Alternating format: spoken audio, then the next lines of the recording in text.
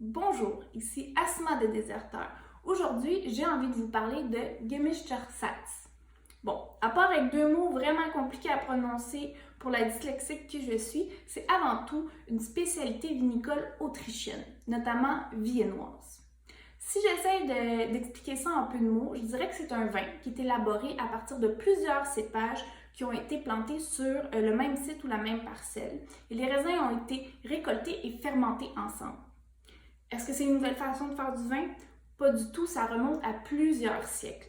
Au départ, c'était une façon de protéger les rendements et de minimiser les risques face à des mauvaises récoltes.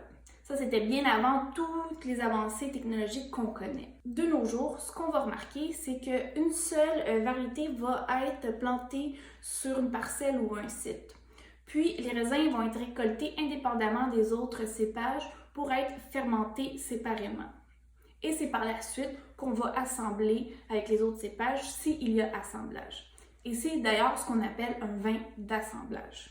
Pour le Gemischters, on va trouver différentes variétés sur une même parcelle ou un même site. Puis les raisins vont être récoltés tous en même temps et ils vont être fermentés tous en même temps.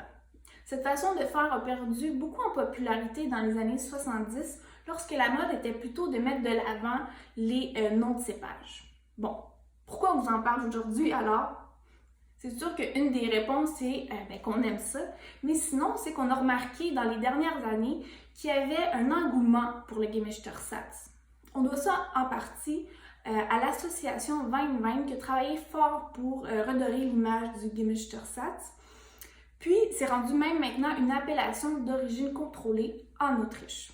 Il y a aussi la Fondation internationale Slow Food qui a ajouté le Gemischters à son répertoire l'Arche du goût. Dans le fond, c'est un peu un clin d'œil à l'Arche de Noé. Ce qu'ils font, c'est qu'ils vont trouver et répertorier tous les produits alimentaires qui sont en voie d'extinction à cause de la standardisation de l'industrialisation.